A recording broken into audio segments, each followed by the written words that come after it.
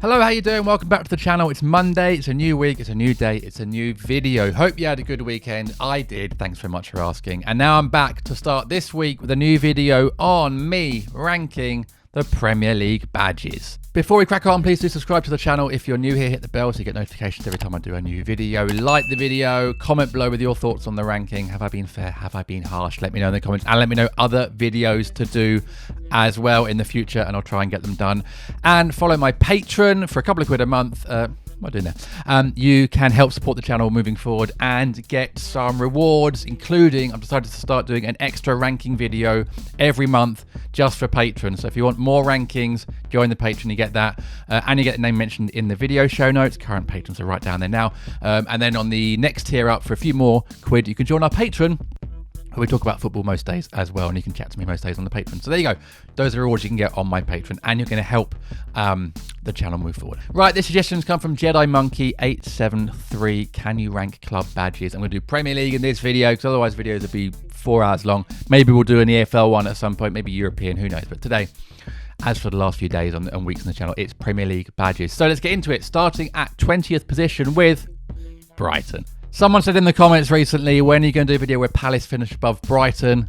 This is the video, okay? Because this is a really, really rubbish badge. We said it before in future videos. Seagulls are not good mascots at all. And the badge is just a seagull. It looks like they've stolen the logo from Hollister. It's poor. They should have stuck to the Dolphins like they were up until the late 70s.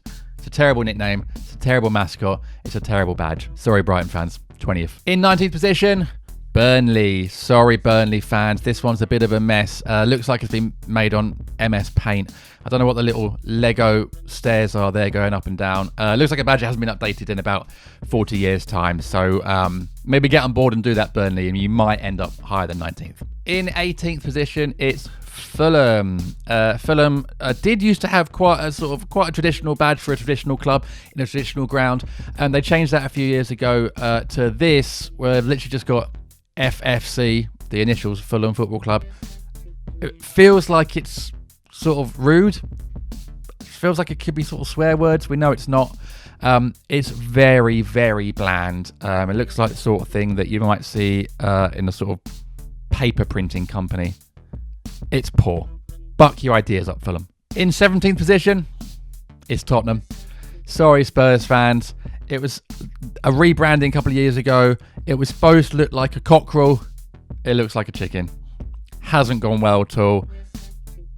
Yeah, sorry guys. Not good. In 16th position, it's West Ham. Now, much like the stadium, West Ham have gone from an old badge that I really quite liked into something a bit newer that just seems to have lost all its essence and seems a bit soulless. I don't know how they managed to do it, but it's very bland. It's very boring. I'm sorry, West Ham fans. I just can't get on board with it. You're in 16th. In 15th position, it's Chelsea. Now, Chelsea have done a bit of a weird thing here. They've managed to go against the grain, and they've managed to change their badge a few years ago from something that was quite simplistic into something that's more complicated. Most clubs gone the other way around, taking complicated badges in the 80s and 90s and made them streamlined. Chelsea took this, which I quite liked, the sort of lion stencil, and they've gone with this, which just feels messy. I don't know what the sort of weird flagstaff is that he's the lion's holding there, like a sort of weird magician or wizard. But yeah, it's too much going on. I don't like it. Should have stuck with the old 90s style badge. In 14th position, it's Bournemouth. This was going to be a bit lower on until I did a bit of research and found out what this badge was about, because you've got this sort of looks like the lady from Weller on the badge with the long hair. Very randomly, that is actually a former Bournemouth player called Dickie Dowsett, who also went on to be their sort of one of their directors. I think played for them in the 30s or 40s, scored a lot of goals, very popular player. I think they're the only club that I can think of where their badge is a former player. Now that's pretty cool, and it elevated it a few levels, positions up the league for me. Still looks a bit weird. Did he have long hair? It looks a bit like Erling Haaland, and I don't think he looked like Erling Haaland. But even so, it's quite interesting and a bit different, and I like it for that reason. So I've got you in 14th position, Bournemouth fans. In 13th position, we've got Nottingham Forest. Might be a bit harsh, because this is actually quite a bit of an iconic badge. Obviously, they're the tricky trees, and we know they've got the tree there, literally a tree from a forest. I love the R that goes under, that's cool. So yeah, I might have been a bit harsh on them. I will say as well that when they changed their badge in the 70s to this badge, this was the previous one, and that is an absolute mess. I mean, that it looks like the sort of badge of like a local hunt that would just be sort of illegally hunting foxes.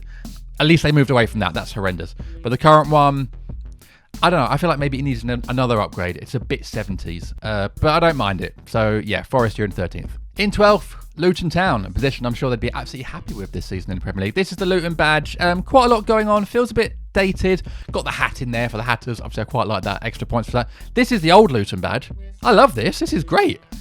I know it's a bit sort of 70s, and I've just criticised Forest for that, but I don't know. I quite like this. It's funky. It's got a lot going on. So if you can go back to that one, Luton fans, then yeah, I'll definitely move you further up the table. Although I know for a lot of Luton fans, going back to the 70s and 80s, not something you really want to do. But yeah, 12th position for me, current Luton badge. Into 11th position, and I've got Newcastle United traditional club, traditional badge, traditional footballing city. We've got the black and white in there, obviously, as well.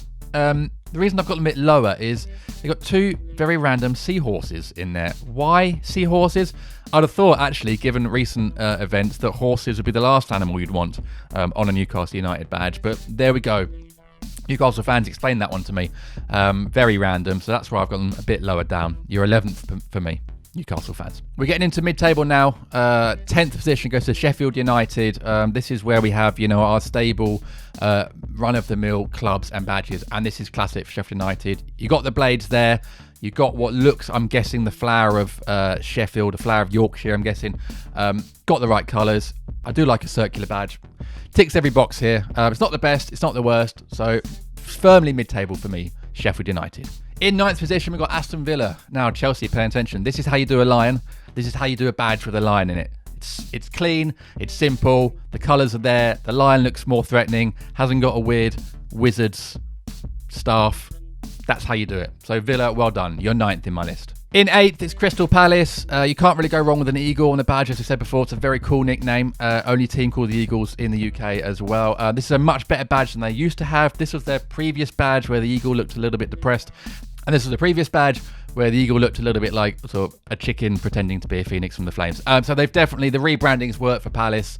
Got the Crystal Palace in there as well. They've even updated it to 1861, which, as we know, is probably a lie. But either way, solid badge from my team Palace here. So 8th in my table for you. Into 7th now, we're getting some classic badges. We've got Everton. Love this badge. Love the blue on it as well. Obviously very representative of Everton. You've got Prince Rupert's Tower there, the oldest building in Liverpool. Love a little nod to their history. Got some wreaths, and then you've got some Latin.